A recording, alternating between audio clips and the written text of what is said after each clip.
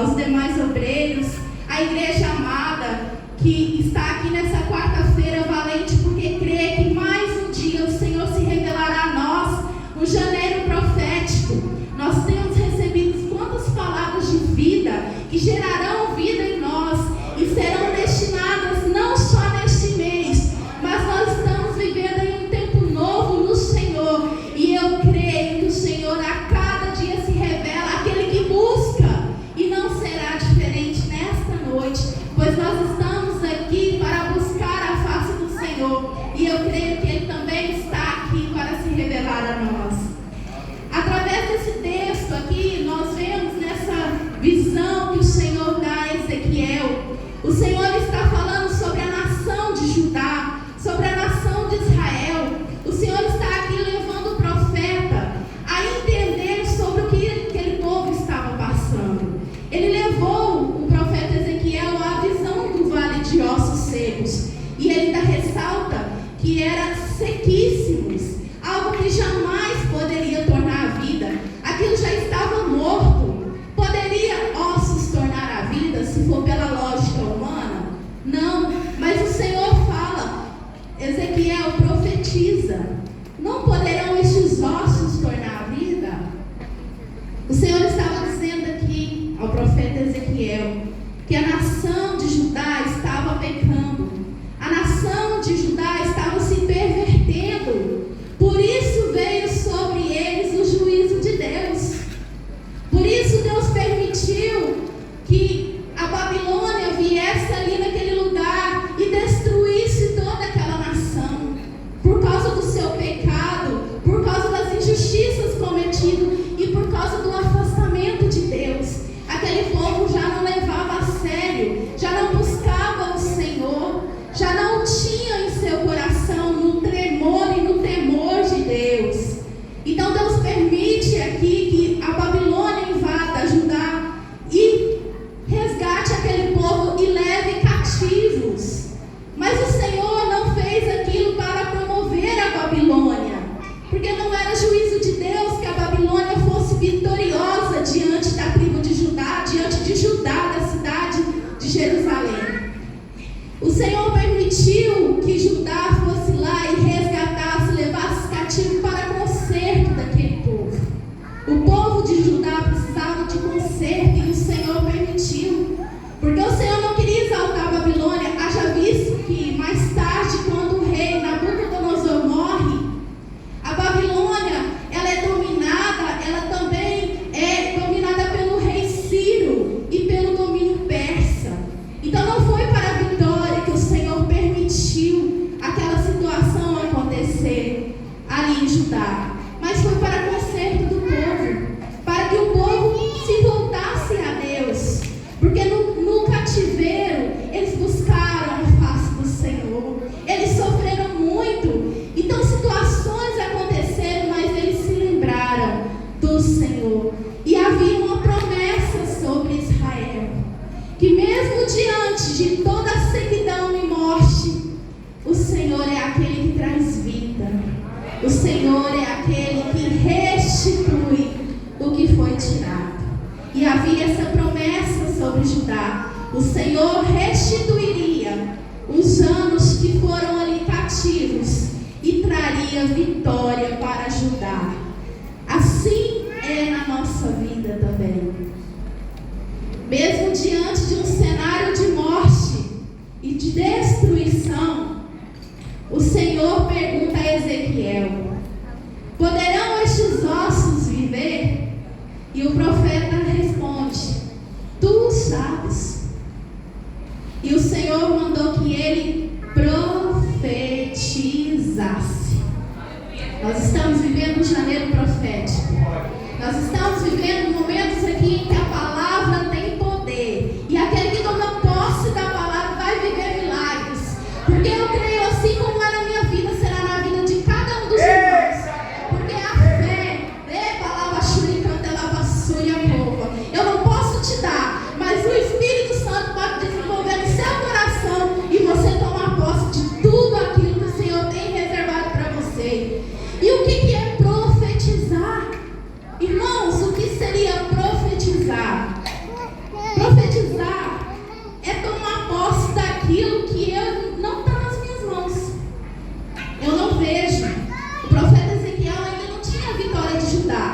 Ele não estava vendo aquela vitória, ele estava vendo o vale de ossos. Então a visão dele não levava ele a crer, certo? Mas o Senhor manda ele a profetizar. Profetizar é transportar, imagina um transporte do mundo espiritual para o mundo real. Quando eu profetizo, eu busco naquilo que eu não vejo. Eu busco onde está reservado, porque eu sei que no mundo espiritual há bênçãos sem medidas reservadas para nós. Então eu busco lá e trago para o meu natural. Eu vou no extraordinário, trazendo para o ordinário de Deus. E aquilo se torna verdade na minha vida e na sua vida. Quando nós tomamos posse, ainda que não vejamos, mas nós cremos que o Senhor é poderoso para fazer infinitamente além do que nós pedimos ou pensamos. E tomamos posse porque cremos que no tempo favorável Ele se revelará a nós.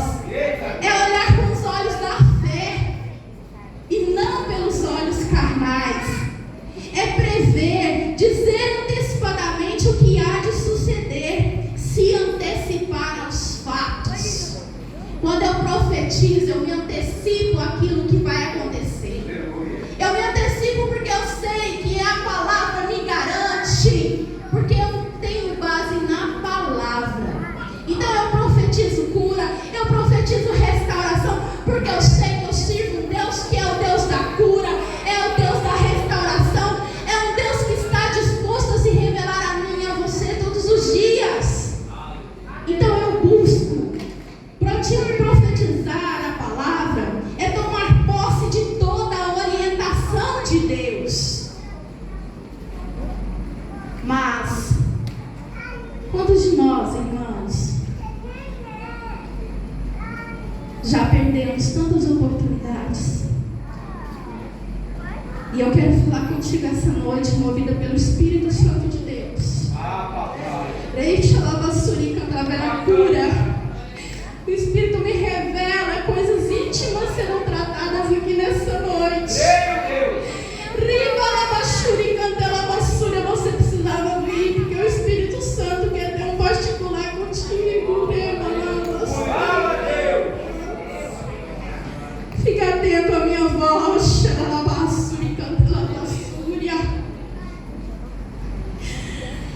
Quantas oportunidades nós perdemos? Talvez oportunidades de trabalho, oportunidades na igreja, oportunidades nos relacionamentos. E aquilo passa sobre a nossa vida e nos deixa marcas, dores profundas. E nós não conseguimos nos reerguer. E nos vemos como um vale de ossos secos, sequíssimo, onde a esperança acabou, onde os planos e sonhos se acabaram. Mas o Senhor quer ter um particular conosco nessa noite. Ele quer te dizer que o sonho não morreu, que nada está morto diante dele, porque mesmo que esteja morto, viverá para a glória.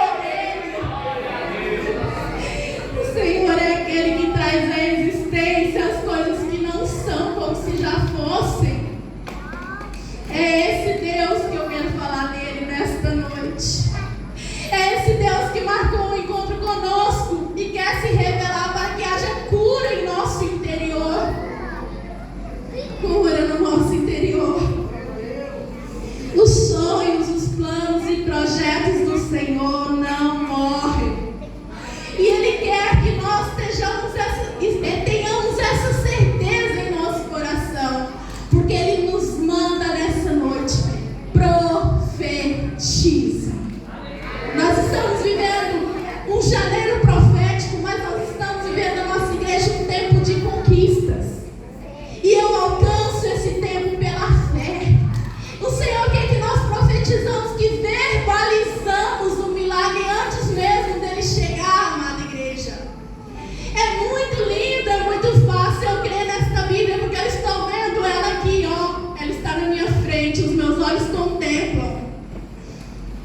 Difícil é eu orar, desejar, buscar, sem ver. Mas o Senhor quer nos fortalecer. Quer que nós profetizemos crendo que Ele fará. Porque não são mãos de homem que buscará o milagre que nós precisamos, mas é a mão do próprio Deus que nos chamou. Que nos chamou para essa vitória. Cada um passa um dilema particular aqui em sua vida. Tanto eu não sei seus problemas, tanto vocês não sabem os meus, mas nós estamos buscando na mesma fonte. É lá que nós vamos encontrar essa água viva. É lá que nós vamos encontrar este milagre para nossa casa, para nossa família, para o meio dos nossos. É lá no Senhor. Para nos erguermos e profetizarmos, eu enumerei alguns detalhes que nós precisamos fazer para nos posicionarmos como profetas do Senhor e alcançarmos aquilo que o Senhor tem reservado a nós. Então, o primeiro item que eu coloquei aqui: liberte-se de toda culpa. Liberte-se de toda culpa. Se você perdeu uma oportunidade, se de repente a sua casa veio abaixo, primeiro, liberte-se de toda culpa. Assim diz o Espírito Santo a você. Liberte-se. A culpa não tem poder sobre você, nem sobre mim, nem sobre ninguém. Tem todo o poder do Senhor sobre a nossa vida. Ela não pode ser uma bússola que nos norteia. Nós não podemos ficar aprisionados na culpa. Ah, mas eu perdi, eu não fui bom o suficiente. Ah, eu perdi, eu não fui bom o suficiente. O pecado, o que foi, Senhor, o que eu fiz? A culpa não pode te dirigir. A culpa não pode me dirigir. No Senhor foi nos dado um espírito de liberdade. Então Ele quebra fora toda a prisão que nos norteava. E a partir de hoje, posicione-se na liberdade que você tem em Cristo, de reconhecer que mesmo que você tenha perdido, Ele trará de volta, porque Ele tem desejo de glorificar o nome dEle na nossa vida. Não é porque você errou uma vez que você vai errar de novo. Isso é mentira de Satanás. Talvez você já errou numa área da sua vida e Satanás fica colocando ideias na sua cabeça. Você não vai conseguir. Se você entrar, você vai errar de novo. Mas ele é o pai da mentira, amada igreja. Isso não pode ser sentença para nós que somos cristãos e acreditamos no Cristo ressurreto, no Cristo vivo. Isso não é verdade nos nossos corações. Um erro não nos define. Não pode nos paralisar. O que tem te paralisado? Qual a área da sua vida que está parada? Que há muito tempo não se movimenta. O Senhor está te dizendo: um erro não pode te paralisar. Não foi para isso que eu te chamei. Eu te chamei para que você em mim tenha força, tenha ânimo e rompa no espiritual. É assim que o Senhor quer para nós. Talvez você tentou uma formação acadêmica e não conseguiu, teve que trancar a faculdade, e no seu coração esse sonho morreu. Você não se vê mais estudando novamente. Talvez seja na área financeira, como empreendedorismo. Talvez você já tentou ser empreendedor e por algum momento, algum problema, sua empresa veio a falir e você não quer tentar de novo, porque você acredita que vai fracassar naquilo que você tentou uma vez. Talvez seja aquela oportunidade de emprego que te disseram não e você tomou esse não como certeza na sua vida e não quer nem tentar de novo essa colocação no mercado de trabalho com medo de ganhar outro não. Mas agora eu quero falar o que o Espírito me dirige nessa hora. Você que tentou um relacionamento e foi frustrado. Você que acreditou tanto numa pessoa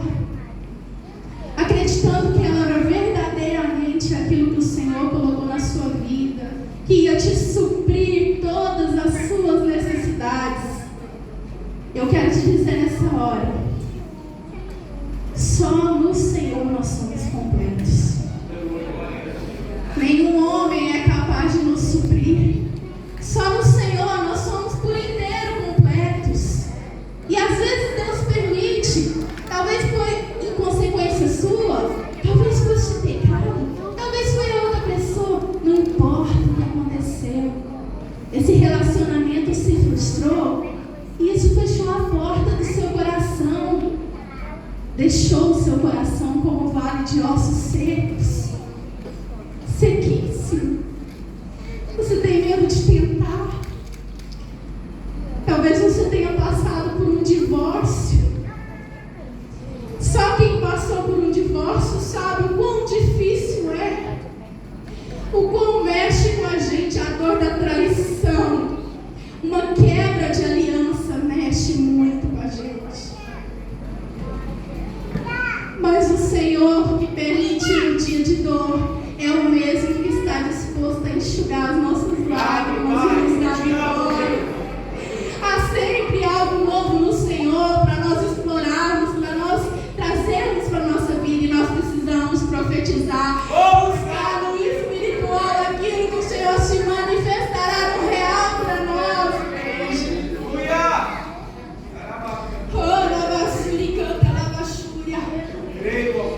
Deus, profetiza sobre a palavra que eu te falei. Deus é o Deus que faz o solitário habitar em família.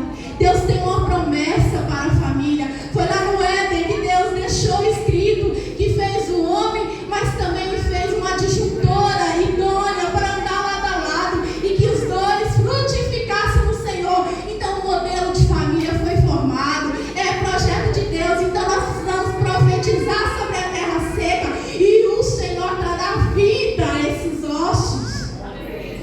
Porque é projeto dele. É mentira de Satanás que diz que você será frustrado novamente. Não! Isso não pode ser um decreto na nossa vida. Por muito tempo eu ouvi Satanás, isso foi um decreto na minha vida. Mas hoje, com a liberdade que eu tenho em Cristo, eu posso dizer que não. A última palavra vem do Senhor que fez o céu.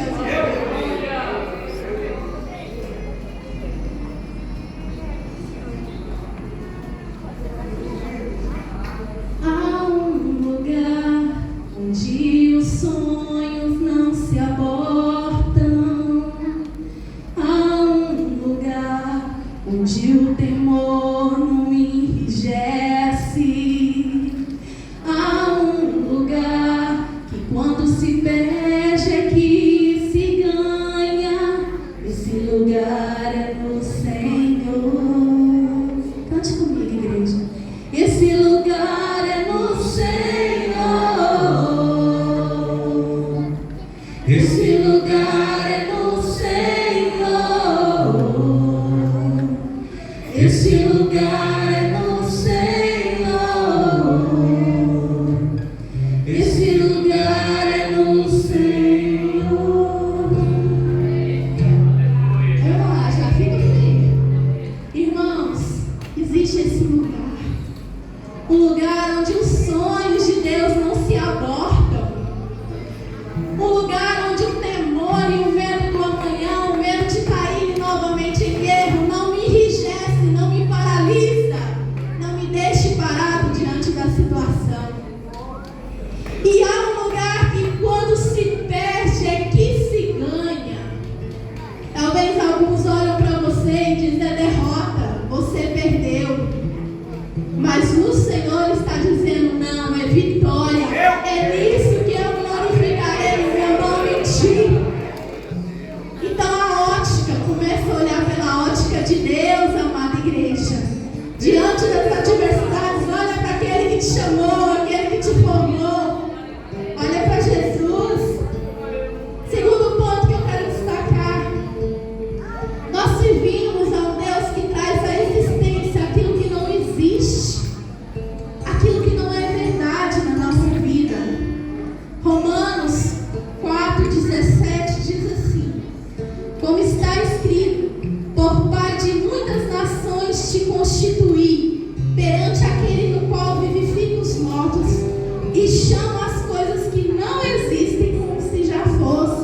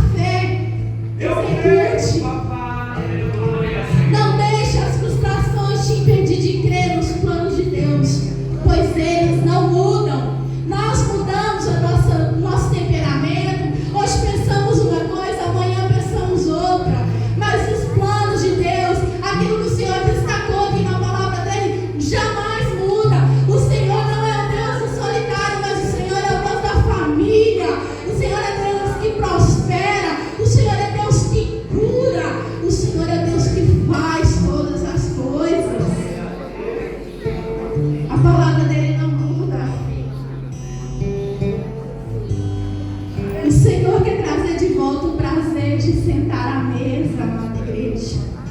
Os irmãos têm hábito de sentar à mesa com as suas famílias? Na mesa a comunhão, na mesa sem tecnologia por perto, olhando nos olhos uns dos outros. A minha família sempre teve o hábito de sentar à mesa. E nós cultivamos esse hábito, porque era um momento que pai e filho se encontravam, que marido e esposa conversavam com os filhos. Então o Senhor quer trazer de volta o nosso prazer à mesa. E agora, para honrar a vida do meu esposo, eu não gosto muito de aplicar testemunho não, mas eu quero edificar a igreja com testemunho meu. Há muito tempo atrás, para quem não sabe, eu passei por um processo de divórcio. Eu fui casada uma vez e me divorciei. Não porque eu planejei, irmãos. Eu fui obrigada a me divorciar, porque a palavra me garantia que seria possível. Eu esperei a restauração, mas não foi um projeto para esse casamento. E eu fiquei 5 anos solteira. Nesses 5 anos, meu coração se endureceu. Eu não queria mais casar. Tamanha era a frustração que eu tinha tido. Porque uma quebra de aliança foi meu primeiro namorado, então é tanta expectativa que nós colocamos diante, dessas situações. E aquilo me frustrou deveras. Mas eu continuei buscando o Senhor. Senhor, quebra tudo que eu tenho de opinião formada e traz a sua opinião sobre mim. Que eu venha pensar os seus pensamentos, não os meus. Porque eu nem sei o que é bom para comer, porque às vezes eu como e enjoo. Mas o Senhor sabe o que é bom para mim. O Senhor sabe o que eu me visto e é melhor. O Senhor sabe o que eu me alimento e seja melhor. Então, Senhor, dirija a minha vida. E sempre nessa oração. E eu também, paralelo a isso, irmãos, por mais que o meu coração estivesse fechado, eu orava assim: Senhor, restaura minhas mesas de domingo. Eu queria tanto ter um esposo para me fazer comida no domingo e servindo. Queria tanto poder chamar a minha família para sentar à mesa comigo no domingo. E eu orava no secreto pedindo a Deus. Mas eu quero te ensinar agora, o meu testemunho pode edificar a sua vida. Enquanto eu orava, pela fé eu cria, eu também tinha atos proféticos que eu fazia. Irmãos, por 5 anos eu ia me deitar, eu dormia numa cama de casal. Eu ia deitar, me ajeitava, mas todos os dias eu ajeitava o travesseiro do meu esposo. E a primeira oração nem era para mim, era para ele primeiro. Viu, irmão André? Você está pagando o que eu orei 5 anos já antecipado. E todos os dias, irmãos, eu pedia ao Espírito Santo para visitá-lo. Eu falava assim: Senhor, eu não sei onde ele está. Eu não sei se ele está em Goiânia ou se está no outro lado do mundo. Mas eu te peço, Senhor, guarda ele. Guarda a mente dele, guarda o coração dele. Senhor, guarda as finanças dele, que ele não veio a mim endividado, não. Para as irmãs terem noção do que eu falava com Deus. É intimidade hoje, né? Senhor, que ele seja viril. Que eu estava solteira há 5 anos, eu não queria casar com qualquer um, não. Aí corre sangue nas minhas veias. Então nós temos que ser específicos com Deus, porque o Senhor é específico conosco. Aquilo que ele promete, ele não volta atrás. E eu orava, pedia que o Senhor guardasse a mente dele de todo ataque do diabo. E tantas orações, mas uma que eu me lembro, o pastor brinca que o André é muito apaixonado, né, pastor?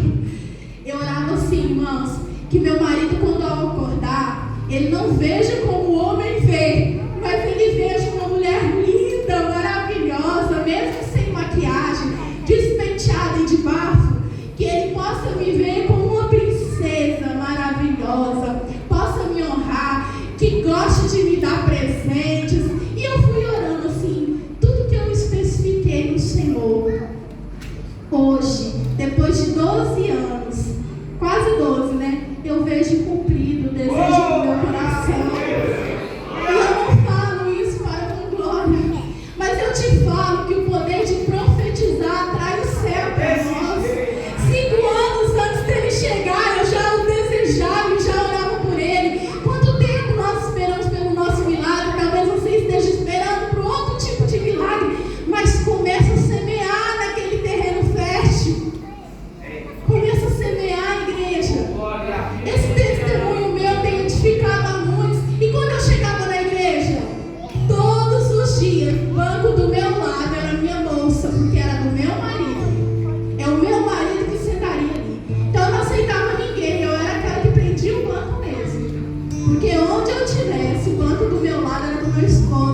E hoje, com a glória do Senhor, Ele senta do meu lado. Ele é meu companheiro de vida e tem sido o homem de Deus na minha casa. Tudo porque o Senhor é bom e o Senhor honra a fé dos seus. Creia, o Senhor tem prazer de restituir aquilo que nos foi roubado, porque nesse processo o nome dele é glorificado. Nós estamos aqui nessa noite, eu contando esse testemunho e glorificando, porque se não fosse ele, ninguém poderia ter feito. Eu conheci meu esposo de forma tão improvável, jamais no mundo real nós não iríamos nos esbarrar e eu gostar dele e ele de mim. Mas o Senhor nos trouxe a visão um do outro e fez restituir na minha vida aquilo que o inimigo tentou roubar, que era o plano de ter uma família. E eu quero dizer que o inimigo não pode roubar de ti os seus planos, os seus sonhos, porque antes de serem seus, eles já saíram do coração de Deus para a sua vida. Talvez não é familiar, é em outra área, mas tudo está guardado no Senhor. E no tempo certo Ele se revelará. Estou enxergando direito ali? Irmãos, então eu vou correr aqui um pouquinho. O inimigo pode até achar que você foi envergonhado, mas não sabia ele que é uma oportunidade do nome do Senhor ser glorificado. Isaías 61 diz assim: em lugar da vossa vergonha terei dupla honra, e em lugar da afronta exultarei na vossa parte. Por isso na sua terra possuirão o dobro e terão perpétua alegria. O Senhor quer restaurar a nossa alegria. O Senhor quer trazer de volta os sorrisos nos nossos lábios. Aquilo que nos deixava alegre, glorificava Ele. Ele quer trazer de volta. Terceiro ponto e último para nós encerrarmos: creia no seu milagre. Creia. Irmãos, você não pode crer com a minha fé, mas você tem que crer com a sua fé. Você entra com a fé e Deus entra com o milagre. Que tal? Nós entramos com a fé e o Senhor está prontinho para fazer um milagre na nossa vida. Está prontinho para se manifestar. A palavra diz ali que Abraão creu contra a esperança. É muito fácil crer naquilo que se espera. É bem provável. Não sai da lógica, né? Mas o difícil é crer contra a esperança. E pastor, com permissão de Deus, do Espírito Santo, eu trouxe algo aqui que eu quero mostrar para vocês, porque eu falei não é mentira. Eu acho que eu nem vou precisar falar.